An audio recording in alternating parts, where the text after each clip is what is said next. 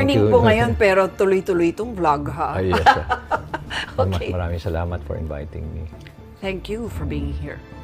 Mabuti na lang nandiyan kayo para sumuporta sa amin. Napakahirap kasi itong laban na ito. I remember when we started this although inumpisan ko na ito noong 2019 when I was still a mayor, nahinto lang nung pandemic. Pero tuloy-tuloy namin to. Kaya lang, parang outcast kami. Every time we talk about corruption, it's just like a broken window. Diba? Yung paradox ng broken window. Nagkalamat, pinabayaan, hanggang lumaki ng lamat. Kasi walang pumapansin. Sanay na. Yeah, Sanay na lahat. Ganon din ang nangyari dito. I remember the words of Secretary Babes na binabanggit niya sa akin. To sabi niya, natataranta na nga ako nung nalaman kong 10% nung panahon ko yung ina-address kong corruption doon. 10%, natataranta na ako. Sabi niya, talagang gumagawa ko ng parang i-address. Pero he was really surprised na lumipad na ng 25, 35, 40, depending on the type of project. That's true. Depending on the type of project. That's true. Sabi ka, ngayon, nakatuon ang atensyon natin sa mga flood control projects dahil bumaha. Yeah. Kung hindi pa bumaha, magpapatuloy pa ito, no? Pero alam din natin, sir, na actually, hindi lang naman DPWH or infrastructure ang nakawan, di ba? Alam na natin yung customs, alam na natin yung BIR. Kahit nga hindi SWD na dapat kawang-gawa na nga, di ba? Yes. Pati yun talagang kaka-corruption din. DOH. DOH, exactly, nung COVID, yung pandemic. No? Yeah. Hanggang ngayon. Yun nga, sir. Kasi ngayon, ang tinutuligsa yung mga contractor. Yeah. Mga Diskaya, SunWest, yan mga, di ba? St. Timothy, kung ano. Wow, nako. Yeah. Di ba? SunWest. Yun ang tinutuligsa. Sila ba ang pinaka-corrupt sa totoo lang? Yung contractor ba ang lumalapit, nagbibid at nangungurupt? Saan nag-uumpisa? Well, alam mo, sa kwan yan Kumbaga, sa chain, sila yung pinaka-lowest Lowest meaning sila yung may least situation? Kumbaga sa kwan survival mode sila Kailangan nila ng project kailangan nila ng project. Kailangan nilang i-sustain yung kanilang kwan. Pero, ang nagdidikta kasi is, magkano bang hinihingi nito sa taas? On the basis of that, doon na naman hinihingi nito mga nasa intermediate. Doon sila maglalaro ngayon, di ba?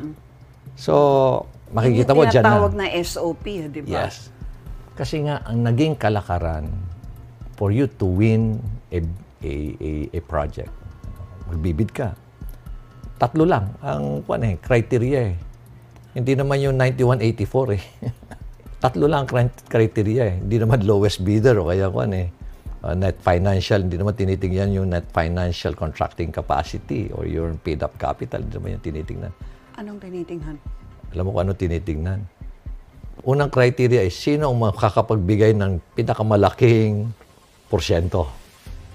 Komisyon. Tapos kung meron ng pare-pareho, no? Sino ang pinakamabilis na magbigay ng porsyento? Okay, advance. Pag meron na naman magkapareho, sino ang pinakamabilis na magbigay ng advance? Cash yun. And depende kung ano yung gusto mo, denomination. Pwedeng dollar to, gano'n. Sabi nga nila sir, hindi na po kami nagbibigay ng, hindi pa dami-dami niya. Sabi ko, can you just imagine if you're giving billions, oo. Sabi ko, how do you pack it? Sabi ko, sir, hindi na. Ngayon, sir, pinapa-convert na sa amin ng dollars, euros, sabi niya, yuan. Different currency na ngayon. Para mas maliit. Saan ginagawa sa black market? Because you can't do that within the banking system. Yeah. Black market. Black market talaga. At nakakakuan din. Alam mo ba kung ano yung dimension ng isang 1 billion pesos? Ano nga ba? So, sige nga, i-visualize natin. Gaano karami, gaano kalaking maleta? Ilang maleta ba yun? Okay. Sabi sa akin ng isang kilalang sa isang maleta, pwede mong lagyan yan ng mga almost 50 tagwa 1,000, almost 40 to 50 yan eh. Kasi mabigat. Na 1,000 peso bills. Bill, oo. Okay, so Kailan magkano mabigat? yun? Magkano? Hindi ako Sa isang mabilis sa mate. luggage na tine-check-in mo, you can put in about 42,000. 40 to 50,000 pwede mo lagay. 40 to 50. Ay, 50 million. 50 million kasha sa... Chine-check-in mo. So yun ang luggage. 50 million is the threshold for plunder. Yes, Pandarambong.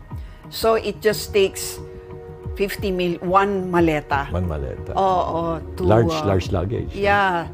To, to commit plunder, isang maleta lang. Alam mo ba kung anong dimension na 1 billion pesos at 1,000 peso bill? Ano? It's 1.2 by 1.5 by 1.5. In short, 5 feet by 5 feet at yung taas niya 4 feet. Kinumpute ko na yan eh. Grabe, teka. So, ulit-ulit, 5 feet 5 feet. by Anong height mo, Luching? 5'3". Oh, 5'3". Sipin mo na lang. Okay, so halos 5 sa'yo yan. Sa feet, mata yes. mo siguro. Oo. Yung mata mo hanggang sa foot, talampakan mo. Tapos That's ano already yung 5 width? feet. Yeah. Tapos another 5 feet. Yung square na yan. Ang height niyan is 4 feet. 5 by 5. Oo. Yan siguro sa bandang baba ng shoulder o braso mo yan. 4 feet. Wow, grabe. Paano kaya tinatransport yun, sir? Luggage. O sako. Sako. Yeah, halos sa vegetables, conforme kung ano yung environment doon, kung kunwari. Tapos pagtanggap nun, saan tinatago? Ah, sa yun. bathtub? Good si point. Janet Napoles, bathtub eh. Good point. Yeah. Diba? Sabi nga ng isang kaibigan ko na congressman, sabi niya, alam mo, Mayor Benji, nahiya na ako rito sa mga colleagues ko eh. Hindi na nga nila, alam mo ba na hindi na sila gumagamit ng cash vault? Kasi yung cash vault, maliit eh. Yung cash vault eh. Ito, malaking cash vault na to eh. Hindi po cash vault yan. Large cash vault. Siguro kanan. TV cabinet Pero lang po yan. they're not stealing billions, di ba? Yeah. They're not stealing billion. They're not stealing 1 billion. Oo. They're stealing billions. So, ang gagawin nila, bumibili sila sa mga mamahaling condominium. 3 bedroom, 4 bedroom unit. You mean room fulls of bills? They convert one room into a cash vault, room vault. Oh my gosh. Kasi ang laki. Ang laki ng pera eh. Ang laki. Sabi ko nga, 1 billion is just 5 feet by 5 feet. Saan mo ilalagay? Okay, I'll be cynical. May mga nanonood siguro na sinasabi, OA naman itong si Mayor. No, it's not. It's not. One particular third party na individual, sabi niya, sir, nalasing yung... Kasi sir, ako nagsaserve kay Kuan. Ako third party service provider nung isang congressman. Sabi niya, sir, nalasing. Dinala sir ako sa kwarto eh. Ngayon lang sir ako nakakita ng ganong kalaking kwarto eh. Ganun na sir ako nakakita ng ganong karaming pera sa isang kwarto. Eh, mayabang sir yung congressman na yun, sabi niya. Tapos sabi niya, masama pa sir. Mag-access lang kami sa project list niya. Sisingilin na kagad kami ng 2 million. Non-refundable. What do you mean by mag-access sa project list? Kasi mga congressman, maraming project list eh. Sa laki ng pera nila. So yun yung mga inallocate sa kanya. Ipopropose ngayon nila? Di ba nabigyan sila ng allocation? Yes. So, siyempre, gagawa sila ng project list, di ba? So, nauna yung allocation bago sa budget, mag-project? Sa budget, sa doon mga pa lang insertion. nga mali na, di ba? Kasi dapat meron ka munang project, may gusto kang gawin. Yeah. Tsaka ka magbabudget, di ba? Siyempre, dapat merong feasibility study, di ba? Yeah. Gagawin mo yan. Bakit kailangan ko to? Hindi naman ganun na nangyayari ngayon eh. Basta may listahan na. Kaya pala pare-pareho yung halaga ng mga project kahit na magkakaiba naman. Environment. So, kaya nga nagbabayad, kung bumibili sila ng property, puro bayad nila, puro cash. Cash lahat. Cash lahat. Pero this money must have come from somewhere. Hindi yun natitrace. Well, kung hindi mo ipapasok sa banking system, mahirap. No, yung contractor, saan nila kinukuha yung pera? Kasi cash eh. Eh talagang... So they will have to source it from somewhere. Yes. And where else can you get that kung hindi sa banking system? Well, alam mo na, kung sila, very, very imaginative. They have a way of doing it. They have a way of doing it. Can you just imagine? Very common yun, yung nahuli, yung pinahuli ni Congressman Lebiste. Very common yun. Yung nag-o-offer yung district engineer ng pera, 20% advance. Very common yun. Okay, so that brings me to my next question, sir. So, ang pinaka-corrupt yung nasa taas. Ilan ang mga... kumbaga, so sila yung godfather, kung mafia to. Ilan kaya ang mga consigliere nila? Marami. Alam mo, maraming involved. Kaya nga, highly organized. It's a highly syndicated crime. Well, ang daming scheme.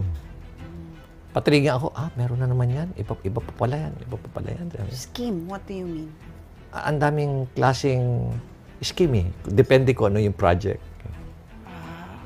Let us say, for example, pwede yung, usually, yung kongresista, siya rin yung contractor. Di ba? Siya rin yung contractor. Na nangyari nga, nakikita natin. O kaya, siya yung contractor, kukuha na lang siya ng ibang contractor. Kunwari, front niya, bigyan na lang niya ng royalty, 3% ka na lang. Royalty mo, anyway, bigyan na lang kita ng, usually kasi pag humingi ka ng royalty, magdedemand yung may-ari ng mga 5%, 6%. Pero to, sasabihin ako, 3% lang, ibibigay ko sa iyo. Pero ako na bahala sa project. Pero bigyan na lang kita ng project mo. Bigyan kita ng multipurpose para at least may kikitain ka ulit. Multipurpose? Kasi favorite din yan multipurpose hall. Yung barangay hall, multipurpose hall. Yung malalaki.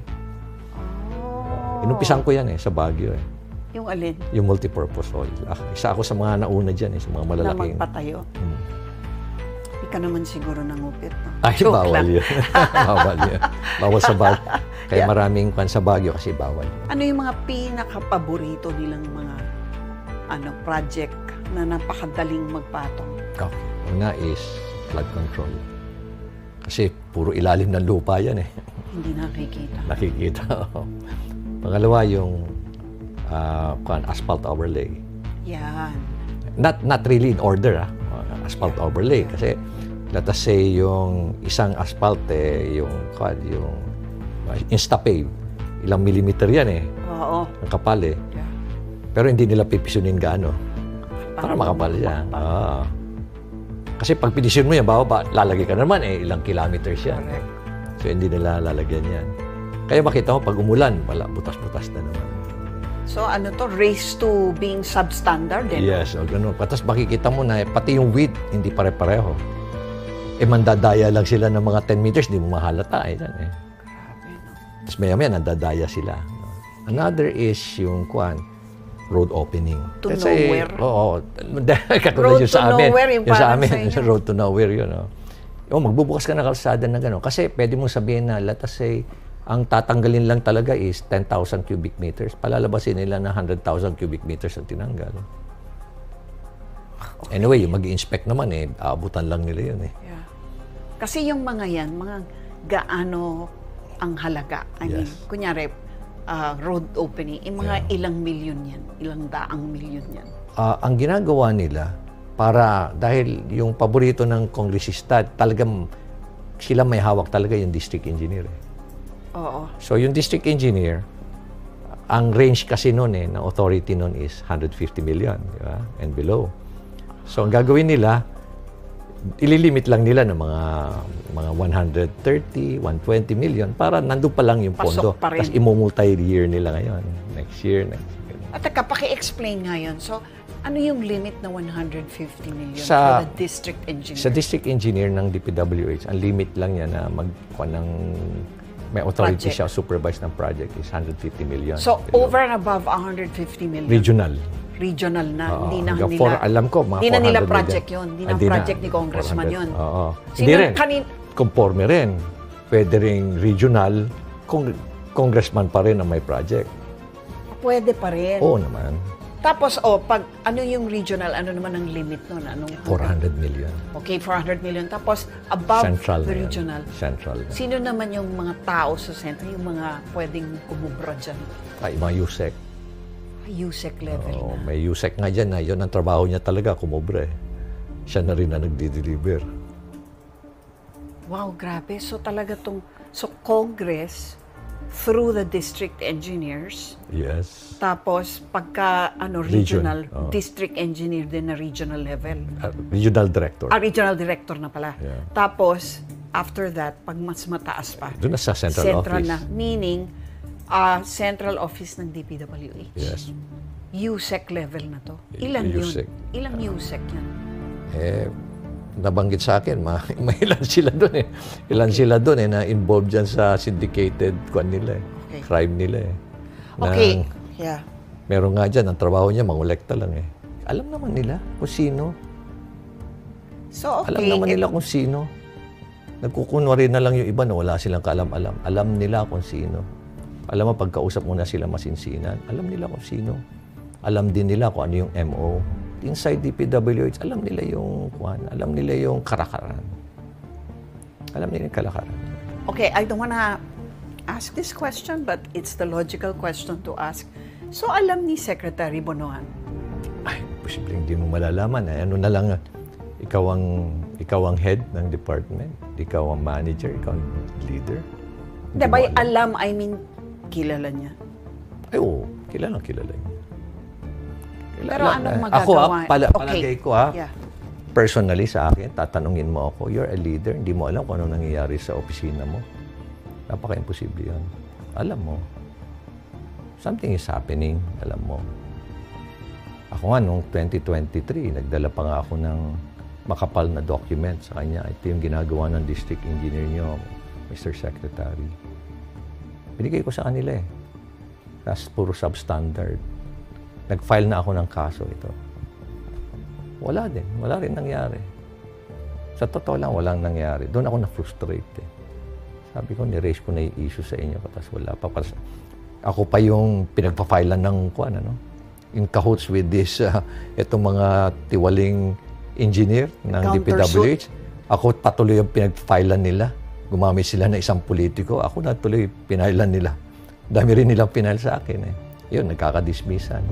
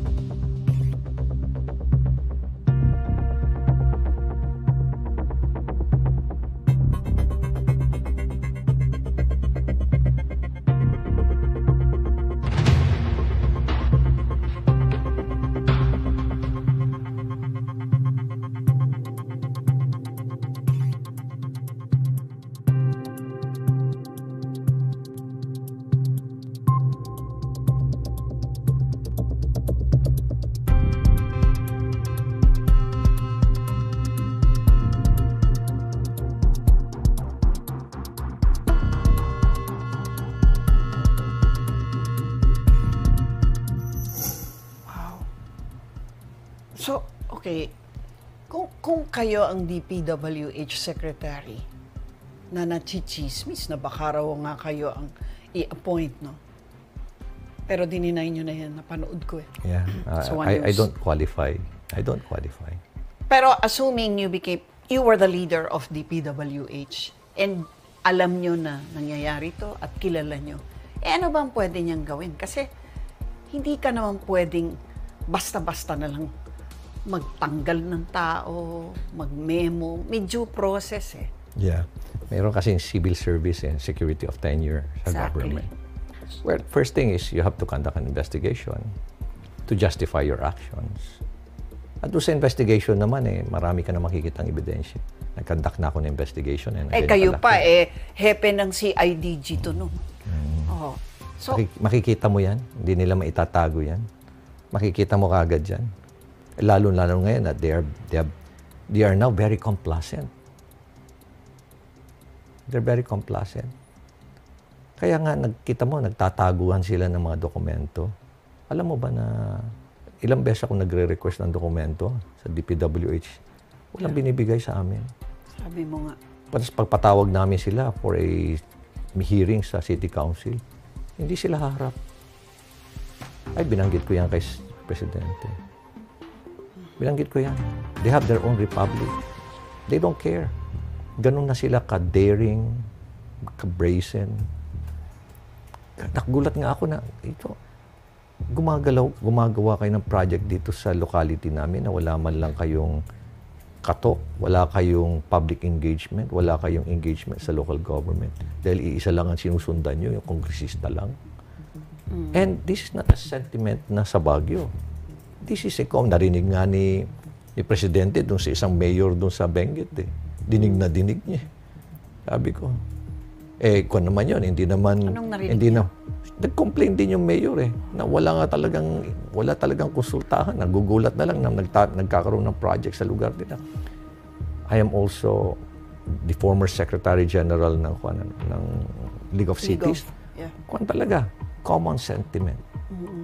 Common sentiment. Ganun din yung Mayor's Food Good Governance. Walang konsultasyon, wala lahat. Nagugulat na lang kami na, kaninong project yan? Tapos, saan galing ang pondo? Ang sagot ba naman pera ni Kong. Ganun lang.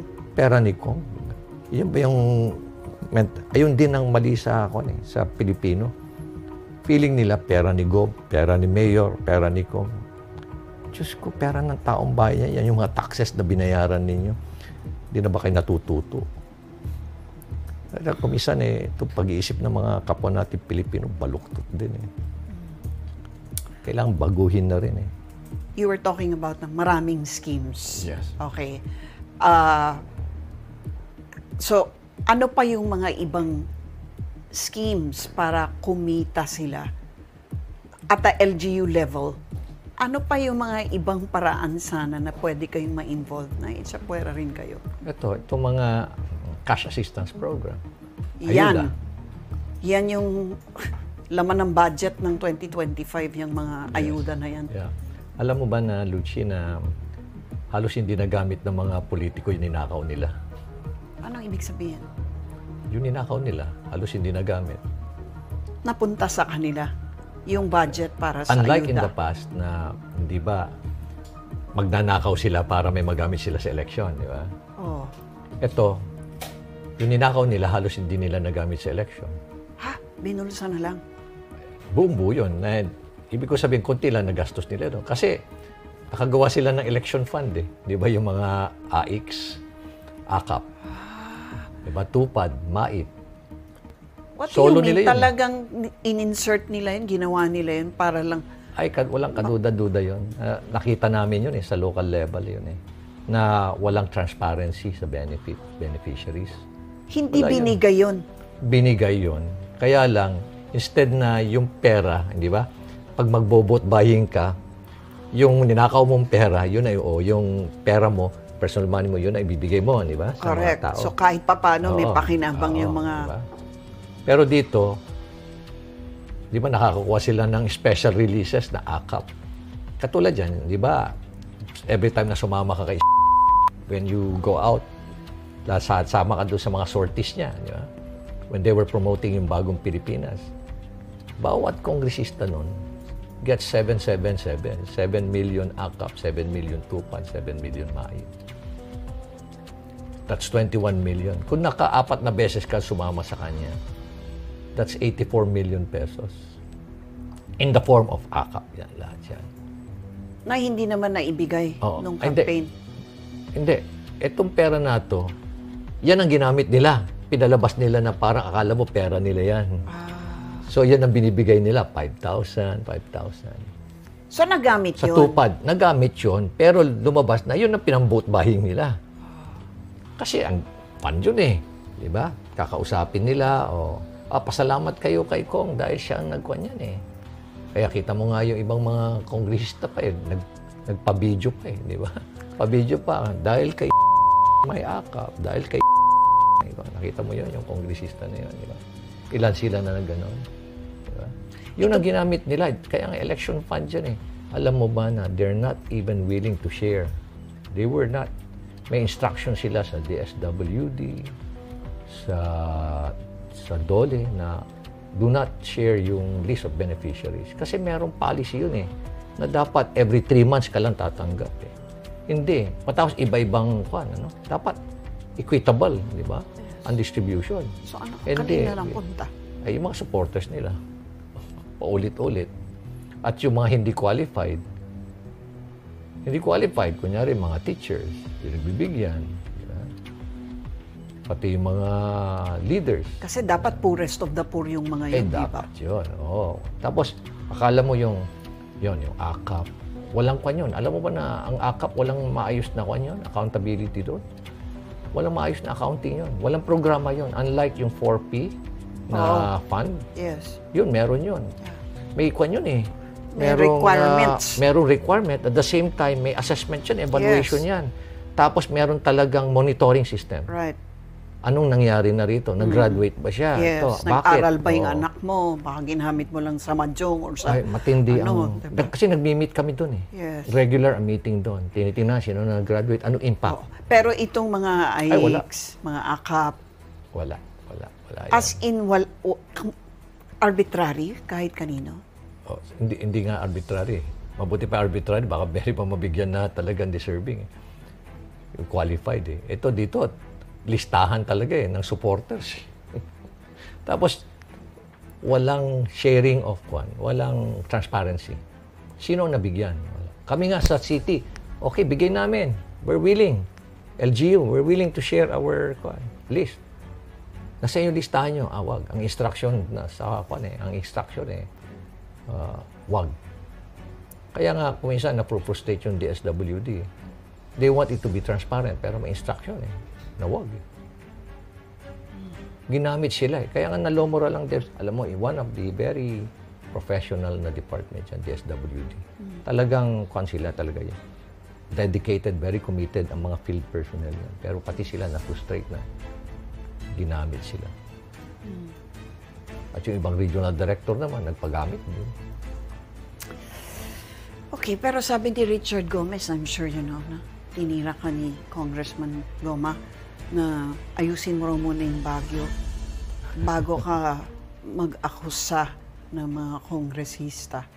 And I'm sure he's just one of many critics judging you by your own performance in government. Anong sagot mo sa kanila? Una siguro, there must be a compelling reason bakit niya bigla siyang naglabas nun eh. Kasi kaibigan ko siya eh. So, ba't niya kaya nilabas? Honorary member pa siya namin ng klase. Titinawagan lang niya sana ako, Mista, pwede ba ang kwan? Mista ang tawagan namin eh, classmate. Yes. Diba? Nag-uusap naman kami. Kaya hindi ko alam why. And, but we're still giving him a chance to present his side. Pangalawa, yung mga binanggit niya air quality. Meron kaming data di ba? Smart city kami. Every day we collect data from our sensors. In fact, naging pilot area pa nga kami, di ba? Nung dinevelop na air quality monitoring system ng AIM, UP, at DOST. Makikita mo doon yung improved quality doon, significant. Diba? Paano namin, ngayon may traffic pa rin dahil talagang sobra ang sasakyan dahil ang dami umaakyat sa Baguio. Pero at least gumagalaw, hindi na nagkakaroon dati ng gridlock. Diba? Tapos yung sinasabi niya na waste management. Kami nga yung pilot area ngayon ng circular economy ng United Nations Development Program dahil nakikita nga nila yung namin, how innovative we are. Although hindi mo mabibigla yan because it's a program, kaya talagang kanya. May mga 3 portfolios kami dyan na ginagamit ngayon. So, may mga programa kami. Kaya nalulungkot ako bakit. And alam ko naman na kung sino yung nag-feed sa kanya eh. Obvious na obvious yun. Nag-feed sa kanya ng informasyon na yan. Halatang halata ko. Alam po kung ano yung identity niya. Kasi yan din ang ginawang mga paninira sa akin eh. Siguro intindihin na lang natin si Richard. Intindihin na lang natin siguro. Siguro meron siyang pinanggagalingan siguro. Meron siyang... Pero, well, he's not the only critic, no? Si Congressman Abante, hinahamon kang mag-name names. Huwag kang basta lang nagsasalita dyan at tinuturo mo mga lahat ng congressman. They feel offended that you always refer to congressmen as the one who took the money. Alam mo, Luchi, ilang beses ko naman binanggit na marami tayong mga congressman dyan o congresswomen na talagang matitino. Nafu-frustrate nga, they communicate with me. Sinasabi nila sa akin yung frustration nila. So, hindi mo nila lahat? Hindi ko nila lahat, ilang beses na yan. So, mga ilang percent sa kanila ang corrupt? Kung sinabi natin marami din. Kasi 300, ba sila? 300 plus, right? Wag na lang natin banggitin yung percentage. Baka na naman gamitin na naman nila sa akin. Hindi na 40%. Ibubulong ko na lang sa'yo. Pero, siguro, because we want to know how widespread it is. Sabi nga We're not naming names, but, diba? Makita mo nga, sinabi ni Senator Lacson, 67 ang certified na contractor dyan. He has his own source. So, is 67 ba? Konti lang. Out of... Anong tawag natin sa 67? Yung pala yung certified contractors. Iba pa yung mga... Iba yung contractor na naging congressman. Kasi mukhang ang isa sa qualification ngayon para manalo kang congressman, kailangan contractor ka. Pangalawa is yung congressman ka na, saka nakita mo yung mga kapwa mo, congressman na contractor, masarap palang buhay. Naging contractor ka na rin. Iba pa rin yung kamag-anak mo, asawa mo, anak mo, pinsan mo, ang contractor. So, idagdag pa yun, ano? Kunwari na lang yun. Ako, sabihin na natin, okay, safely, majority. Hindi na ako magsasalita. Pero talagang frustrating. Frustrating. Kumbaga parang livelihood program. But sabi nga, balikan ko yung question na name names. I will be placed under oath. Matagal ko na hinintay yung kanilang notice. Wala pa rin dumarating. So you're ready? Ilang beses ko na sinabi nga na I will appear. Pero hindi ka tinatawag? Wala akong natatanggap. Hanggang ngayon? Yes, wala akong natatanggap na notice. And when I was asked in several occasions, in different interviews, lagi ko sinasabi na I will attend. Attend talaga ako. So ayan, naririnig naman na nila. Attend talaga ako. Due respect sa kanila, attend talaga ako. Matanong lang kita dahil parang marami nga talaga ang Pinoy na nagsasabi na parang tamang papago rito, napaka-hopeless na nito. Kayo nga mismo sa Movement of Good Governance where you're convener, di ba? Out of the 200 plus, 1,500 mayors, 200 plus lang yata yung nag-join, di ba? Yeah. And nasabi mo nga dun sa interview with Jessica Soho na takot kasi na baka masarahan ng gripo. Yeah. Sinong magsasara ng gripo? Well, siguro yung mga congressman nila. Pag nalaman nila na sumama kay Mayor Magalong, di wala kayong pondo. Wala rin naman sila yung nakukuha di ba? Sabi nyo, sa kalakaran ngayon, yung LGU halos wala naman ng magawa. Binabagsakan din sila ng project. Okay. Binabagsakan so yung mga cooperative sa kanila. So ang ibig sabihin, ang pondo hindi na ibibigay, except for the NTA na ibibigay sa kanila. No? Pero all other else, dadaan yan sa mga lawmakers. Ano yung NTA? National Tax Allocation. Yan yung IRA. IRA dati. Yes. Pero naging National Tax NTA Allocation. Nag-upisa yan during the Garcia Mandanas ruling. NTA na tawag yan. Nakakahingi sila sa congressman. No? Kung baka pwede pondohan ito. Pag nalaman nilang nag-join sila sa Mayor's Good Governance at yung congressman na yun, hindi naman align sa good governance principle, talagang mawawala.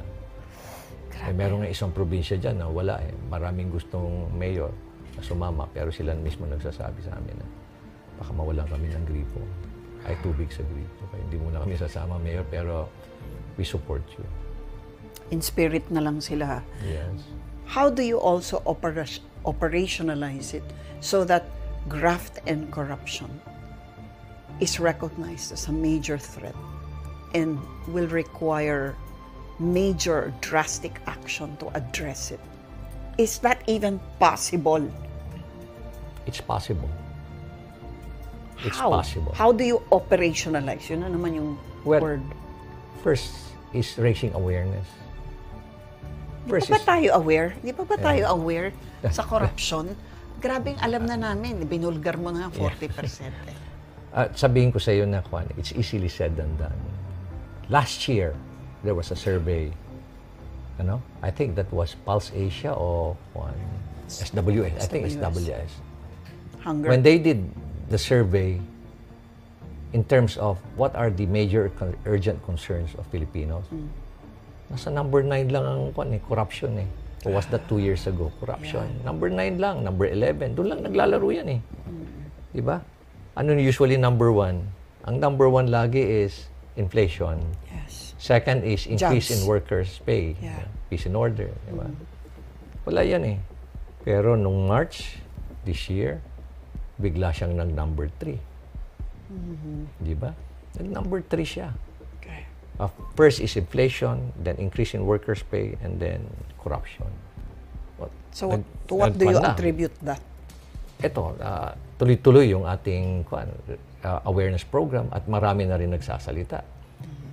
Sabi nga di ba, dito sa, nung inumpisan ko to, sinabihan ako ni Senator Lacson. Alam mo, Benji, remember this, in the fight against corruption, when you look behind you, nobody's out there fighting with you. So don't get frustrated, sabi niya sa akin. And true enough, when I started this, yung aggressive na campaign 2 years ago, halos konti lang. Diba? I was even considered an outcast. Diba? Nagsisinungaling lang ako.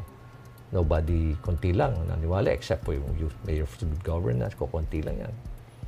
Pero ngayon, tama nga yung sinabi ni Senator Lacson, don't get frustrated.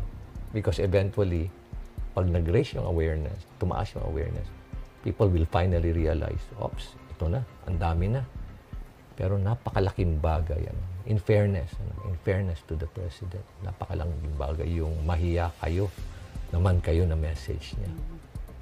Talagang na-fast track lahat. Itong campaign against corruption, talagang na-heighten siya.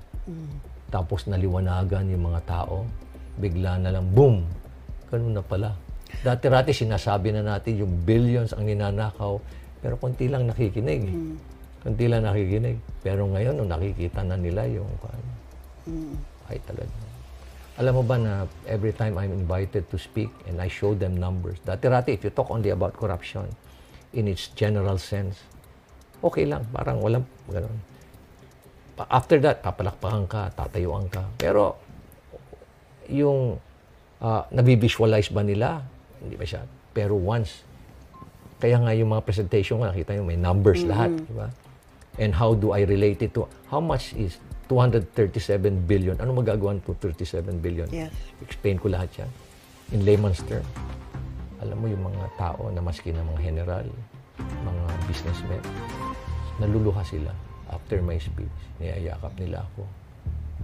Naluluha sila dahil they felt so hopeless and helpless at nanggigigil sila sa galit.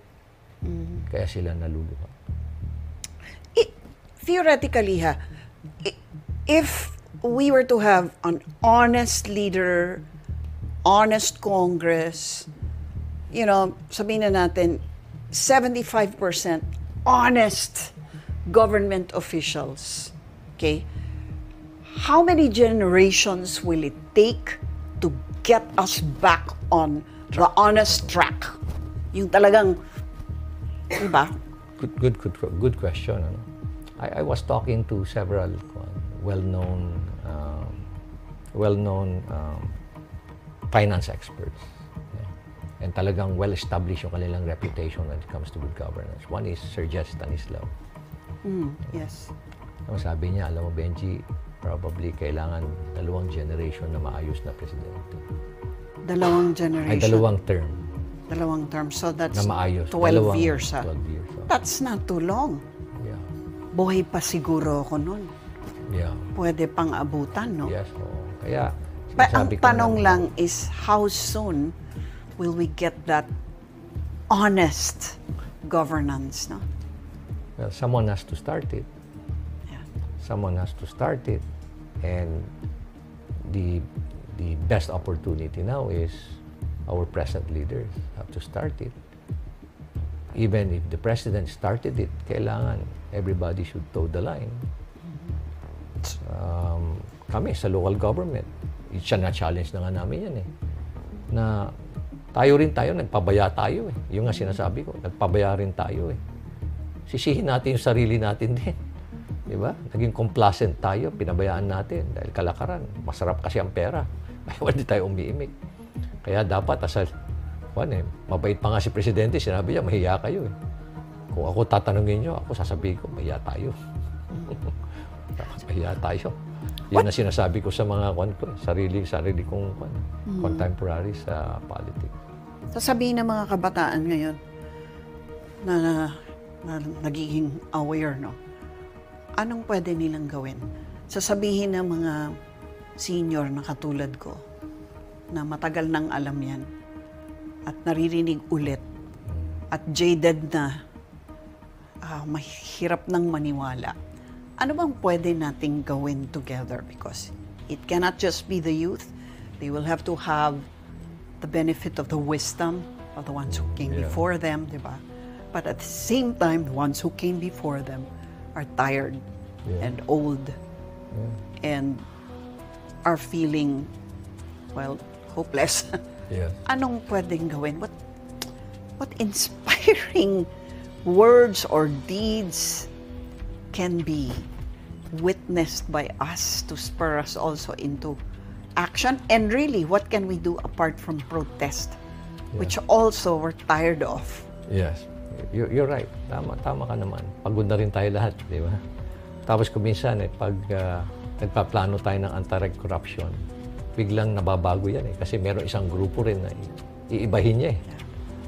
Iibahin niya yung tema nung protest na yun eh. From corruption, nagiging political. That's right. So, not to turn off yung mga tao. Exactly. Instead na 40,000 na mag-aaten o 50,000 mag-aaten, dahil nag-take over kasi naging political na yung tema, wala, 3,000 na lang. Walang impact yun. Sabi ko nga sa iyo, there's no short-term solution here. We're looking at it from a very strategic perspective. Talagang long-term itong laban natin na ito. At kailangan sustain. At yung mga nakikipaglaban, kailangan consistent kayo. Kung good governance kayo, about ethical leadership, kailangan consistent. Ang problema naman kasi, yung iba, magaling lang magsalita sa umpisa. Okay, magpapakita sila na good governance sila, first term. Pagdating ng second term, towards the end of the second term, sandali muna, magra-rationalize na siya. Naghirap naman na ako for the past 4 years. Ako naman. Baka pwedeng kumurot naman ako ng konti, di ba? How have we remained this quiet for so long? Is it part of the culture that, di ba, na resilient tayo, okay lang? Damage na ba yung culture na pagka mag-anak natin, hindi natin nire-report? Yeah. Tsaka nakikinabang din tayo sa largest nila. I mean, is there something in the culture also that allows these thieves in government to get away with it? Well, alam mo siguro dahil doon sa we were colonized for so many years, for centuries. Siguro, naging culture natin na subservient tayo eh. Classic case na lang. Di ba pagpasok sa isang convention hall, di ba? Tingnan mo yung mga puti, maski na maski na kuhan, puti. Pagpunta doon, uupo sa harapan. Di ba? Wala. Tapos, maski na kumisan, pag nagkaroon ng discussion, pagpapakinggan mo yung kanilang mga sinasabi, kumisan, hindi ko maintindihan. Pero confident sila. Na nandun sila, upo sila sa harapan, magsasalita sila. Tingnan mo yung Pilipino, pagpunta, saan upo? Sa likod. Doon pa lang, wala na kayong confidence sa sarili nyo. Tapos, every time na paupuin mo siya na, pwede pang i-occupy nyo yung front seat para mas maganda yung discussion natin. Tingin na pa sila. Tingin pa. Mag-uutos pa ng iba. Kayo na. Bakit hindi na lang siya pupunta na uupo sa front seat? Doon pala makikita mo talaga na subservient talaga. So you think that subservience and not humility as taught in the Bible? I mean, di ba? Don't take the seats of honor, sabi. Dapat may confidence, yung level of confidence dapat mataas. Tsaka yung parang pantay-pantay yung tingin. Yeah. Parang may inferiority complex, no? I think you said the word. Yeah. Exactly. Yun, meron tayong ganun, Pilipino. Lalo na pagka congressman to eh. Ganun tayo. Masyado tayong subservient sa authority na maski na mali nakikita natin, we don't question it. Siguro yun ang kailangan matutunan ng Pilipino. Dapat malakas ang loob natin to challenge the status quo. So true. I love that. To challenge the status quo. Saan ba nanggagaling nga yung tapang mo dahil sundalo ka? Good question, ano? Ako kasi I was trained probably to always look at the bigger picture. And nakikita ko 10 years from now, if I'm not going to do anything about it now, ngayon na nasa position ako of influence, then finally makita ko na, kasi I always read yung yung what happened to Venezuela experience. Ayoko mangyari ito sa mga anak ko, sa mga apo ko. Ayoko mangyari ito sa kanila. Ano na lang yung hirap natin na ginagawa ngayon. Kung ganun din lang patutunguhan natin. So, sabi ko sa sarili ko, I need to do something about it. Maski na maliit.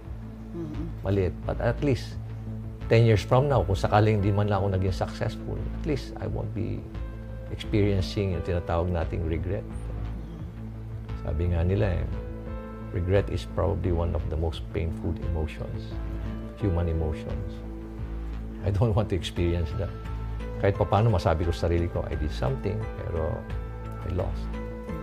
Kaya, we're not giving up. We were going to sustain the effort. Maski na it's extremely challenging and dangerous. Pero we just simply have to do what we have to do.